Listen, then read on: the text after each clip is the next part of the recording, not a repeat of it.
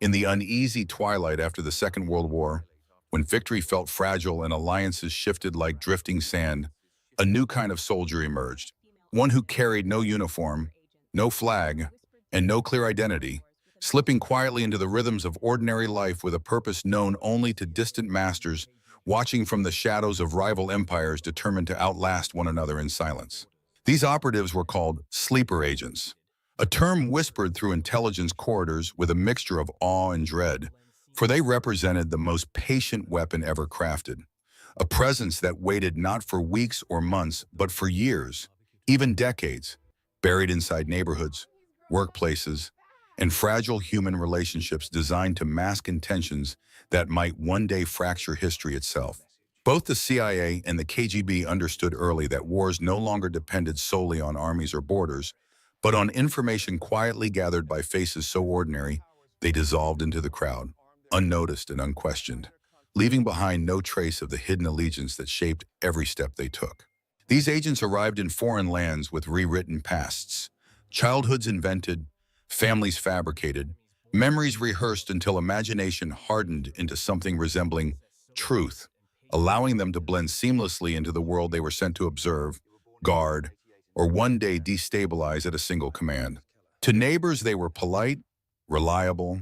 and unremarkable. To their handlers, they were sleeping keys inserted into the heart of another nation, waiting for the moment when the quiet turn of a lock could shift political currents or expose secrets capable of bending entire governments toward new destinies. The most haunting aspect was not their mission, but their invisibility. For a sleeper agent could live beside you for years, exchanging morning greetings, sharing laughter, raising children, all while carrying within them a silent clock whose ticking no one could hear,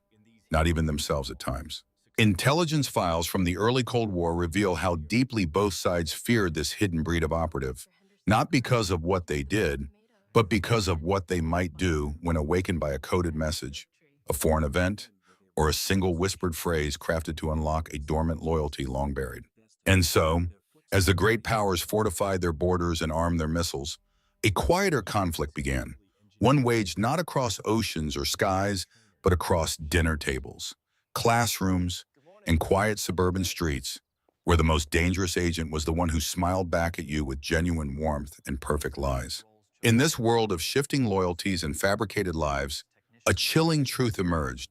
Sometimes the person you trusted most, the person who seemed utterly anchored to your community, was living a life scripted by distant forces, waiting for the hour when history would reach out and finally wake them from sleep. In the covert academies born from Cold War paranoia, the making of a sleeper agent began with the erasure of identity, a process so deliberate and patient that recruits often felt their past dissolve like ink washed from fragile paper, leaving only blank space ready to be filled by another life. Deep within remote compounds, hidden behind forests, deserts, or forgotten industrial ruins, trainers crafted new personas with meticulous care, shaping childhood stories, forged school records, and invented family lines until truth and fabrication intertwined beyond recognition or return. Recruits learn languages not as students but as actors preparing for a role that would consume them, studying idioms, gestures, and silent cultural rhythms until they could pass as natives even among elders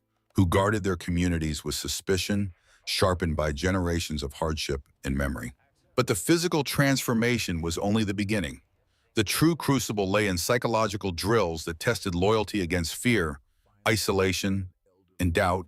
teaching agents to bury instinct beneath discipline, to smile when uneasy, and to lie without hesitation, even to themselves when necessary. Many recruits were chosen not for strength, but for forgettability, for the talent of fading into any room, any conversation, any moment, leaving no lingering trace in the minds of those they encountered, a gift that intelligence officers valued more than force, rank, or brilliance ever could. Hand-picked psychologists constructed emotional pressure points to mimic the strains of real life, forcing agents to endure simulated betrayals, sudden relocations, and the loss of imagined loved ones, so that when reality tested them years later, their composure would hold like tempered steel. In these hidden training halls, success meant silence, and failure meant disappearance. A fate never recorded, never mentioned, swallowed by the institutional fog that surrounded every clandestine program built during the early decades of the Cold War's anxious, unblinking rivalry. When the final phase arrived, recruits practiced their new identities until they felt natural, memorizing histories of towns they had never seen, speaking about imaginary childhood neighbors as if recalling cherished memories, weaving fiction into their spirit until no seams remained visible. Only then were they ready for insertion, stepping into foreign cities as if stepping into destiny, their footsteps leaving no echo, their presence blending perfectly into the slow pulse of daily life, carrying within them the silent tension of a mission that might not awaken for years or decades. Yet even in this carefully engineered rebirth, a question lingered among the trainers who watched from the shadows. After so much mental sculpting, so much forced forgetting, what truly remained of the original person, and what exactly had the intelligence services created in their place? For in shaping agents who could live convincingly as someone else, the agencies had also unlocked a paradox older than espionage itself, the haunting idea that a sleeper agent might one day forget who they served and even who they were, becoming a ghost not only to others, but to their own soul. When a sleeper agent finally entered the world they were meant to inhabit, the transformation did not end. It merely shifted from training halls into the delicate theater of ordinary life, where every breath, every gesture, and every one had to blend seamlessly into the quiet rhythm of a new community unaware that a ghost now lived among them, hiding purpose beneath perfect normality. Many settled into roles chosen for their stability: school teachers, postal clerks, technicians, positions that offered routine, predictable hours, and a steady flow of unguarded conversations from everyday citizens who never imagined their harmless small talk could someday guide foreign strategy, influence operations, or shape decisions made continents away in secret rooms. To maintain the illusion, agents built relationships with careful sincerity, forming friendships, hosting dinners, raising children, smiling at neighbors during morning walks, performing kindness that was genuine in feeling yet anchored to a hidden mission, like actors who had forgotten the script but still felt compelled to play their roles flawlessly for an unseen audience. Each agent lived as two selves layered atop one another: the public facade, warm and familiar, and the quiet observer beneath, recording patterns, absorbing details, and filing mental dossiers on people who trusted them deeply, unaware that routine interactions were slowly becoming elements of intelligence, mapped and organized for handlers far beyond their everyday horizon. Yet the psychological weight was immense. Even the most skilled operatives felt the tension of prolonged silence, for the absence of orders could stretch 4 years, leaving them wondering whether the mission still existed, whether their handlers remembered them, or whether they had been abandoned in a foreign life they could no longer fully escape or fully embrace. Some found themselves genuinely attached to the worlds they infiltrated, lives built on laughter, shared struggles, and the subtle warmth of belonging, emotions that clashed with the cold purpose that once defined them, planting seeds of doubt that intelligence agencies had never intended to cultivate, but could no longer uproot without destroying the fragile persona they had engineered. Handlers monitored these agents through coded letters, brief radio bursts, or messages buried within innocuous broadcasts, ensuring contact without suspicion, for even a single slip could unravel years of patient preparation, collapsing an identity that had taken countless hours of rehearsal, discipline, and sacrifice to sustain in the bright exposure of public life. Yet it was in the smallest moments: an unexpected question, a neighbor's lingering glance, a child's innocent curiosity,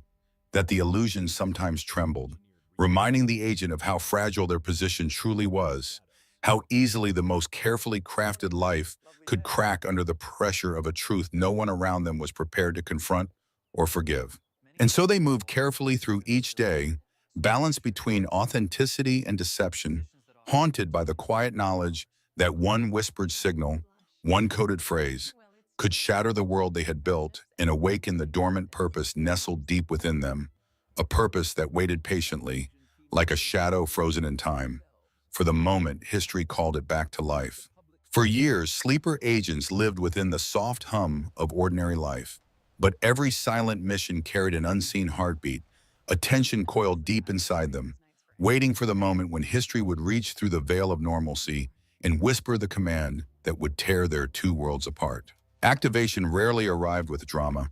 Instead, it came disguised in stillness, a coded phrase hidden within a radio broadcast, a letter containing an odd turn of language, or a routine call that ended with a single unusual word, quiet signals that drifted across borders like invisible sparks of fate. When that spark finally touched them, the transformation was swift, unsettling, and irreversible, as if a door buried in their mind creaked open, releasing the dormant loyalty that years of ordinary living had softened but never erased, a loyalty that now surged forward with cold, unsettling clarity. Some agents froze, torn between the life they built and the mission that demanded its ruin, yet most responded with the mechanical calm forged during their long training, slipping out of familiar roles and into hidden tasks that could shape alliances, alter elections, or sow confusion across nations. Throughout the Cold War, archives reveal countless examples of these sudden awakenings. Operatives who left family dinners without explanation,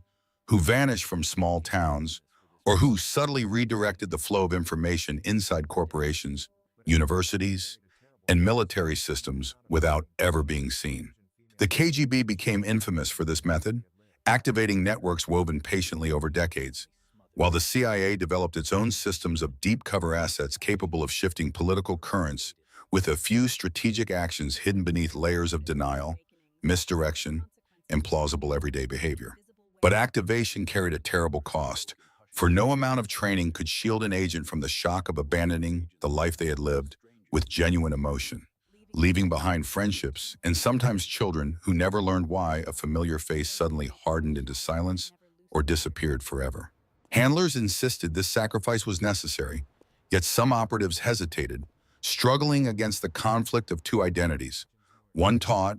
one lived, until duty finally smothered doubt, pulling them into the dark corridors of action, where their true purpose waited like a long-buried blade reclaimed at last. The world rarely noticed these awakenings, yet their consequences rippled outward like invisible waves, shaping treaties, destabilizing rivals, or preventing crises that never reached the headlines, feats recorded quietly within classified reports that acknowledged success only with sparse, clinical lines. And while governments celebrated these unseen victories, intelligence veterans spoke in hushed tones of the psychological fractures left behind, the way some agents returned home as strangers even to themselves, carrying memories that no longer fit the life they re-entered after their mission was done. This chapter of espionage history reveals a haunting paradox. Activation gave sleeper agents purpose, but it also stole something essential: choice, belonging, tranquility, leaving them adrift between two versions of themselves,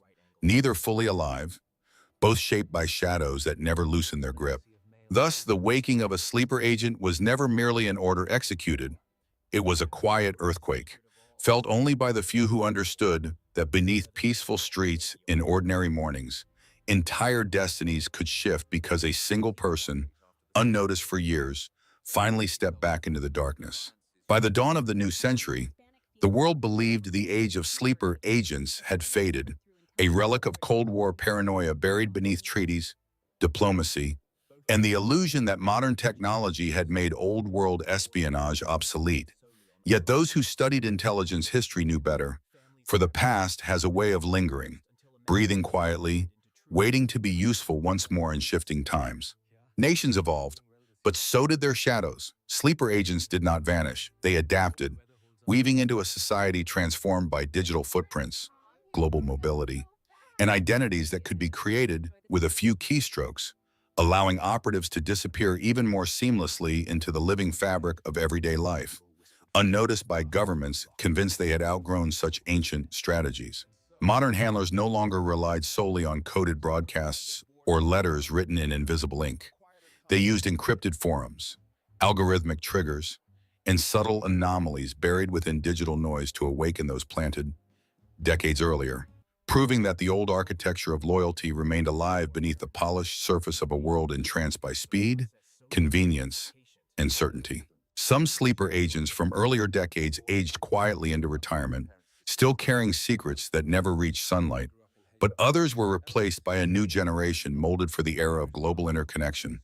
Agents trained not only to infiltrate communities, but to slip into online cultures, corporate structures, and political ecosystems where influence traveled faster than bullets. These modern operatives could disrupt narratives, redirect public opinion, or build long-standing networks of influence, all while maintaining the gentle smile of a neighbor, a colleague, or a friend whose presence never drew suspicion, proving once again that the most powerful weapons in espionage are not tools of violence, but lives crafted carefully to appear unremarkably real. But the difference between past and present lay deeper still. Many of these agents no longer served ideology with unwavering faith, for in an age of fractured loyalties, some operated for profit, others for leverage, and a few for motives so personal that even their handlers struggled to predict their actions once activated, transforming espionage into something far less controllable. Governments publicly declared vigilance, yet privately they admitted an unsettling truth. With the world so interconnected, a sleeper agent could now be anyone, an influencer, a translator, a data analyst, a humanitarian volunteer. Roles that opened doors traditional spies could only dream of breaching, granting access to the hearts and infrastructures of entire societies. And still the question remained unanswered. How many such agents were woven into the present, living quietly in cities and towns, unaware citizens brushing past them each morning, never realizing that a single hidden signal could alter not just one life, but an entire nation's path? Even intelligence historians confess that the deepest archives, the ones locked away behind layers of clearance, hinted at networks never fully mapped, operations left incomplete, and identities that vanished after missions ended, leaving only faint traces like fingerprints on glass long wiped clean, yet still visible under the right angle of light. Thus, the legacy of sleeper agents persisted, not as ghosts of the Cold War, but as reminders of a timeless reality that power often moves silently, carried by the most ordinary faces, waiting for the moment when history shifts and hidden loyalties rise, reshaping destinies with a whisper. And as the final pages of this story close, one truth lingers with quiet, unnerving weight. If sleeper agents still walk among us, living lives indistinguishable from our own, then perhaps the greatest secret of all is not what they are waiting for, but whether they have already awakened.